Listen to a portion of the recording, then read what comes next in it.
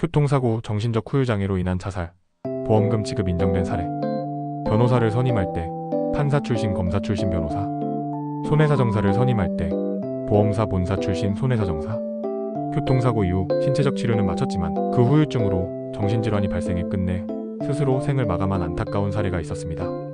이와 같은 상황에서 유족은 보험금을 청구했지만 보험사는 이를 거절했고 결국 소송으로 이어졌습니다. 대법원은 이 사건에서 자살이 자유로운 의사결정이 아닌 병리적 결과라고 판단하며 보험사의 면책 주장을 배척하고 보험금 지급 책임을 인정했습니다. 교통사고 이후의 상해와 치료.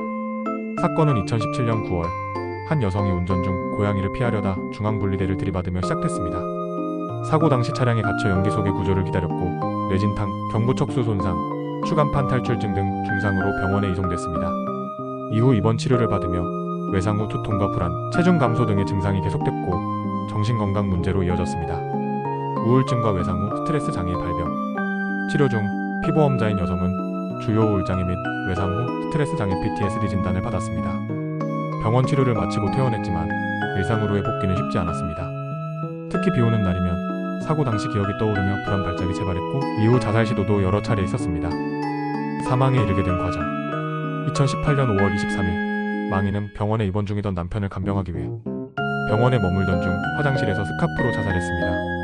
주치의는 그녀의 자살이 우울장애 및 PTSD에서 기인한 병리적 행동이라며 자유로운 판단을 내릴 수 없는 상태였다고 판단했습니다. 보험사의 입장과 1심 판결. 해당 보험은 교통사고로 인한 상해의 직접 결과로 사망한 경우 보험금을 지급하는 특약이 포함되어 있었습니다. 하지만 보험사는 망인의 사망이 사고와 직접적인 관련이 없다며 보험금 지급을 거부했습니다. 1심 재판부 서울중앙지방법원도 보험사의 주장을 받아들여 자살은 자유로운 선택이며 상해의 직접 결과가 아니라고 판시했습니다. 사회적 법적 인과관계로 본다. 그러나 대법원의 판단은 달랐습니다. 대법원은 보험사고의 인과관계를 판단할 때 반드시 의학적 자연과학적 인과관계로 한정할 것이 아니라 사회적 법적 관점에서도 고려해야 한다고 보았습니다.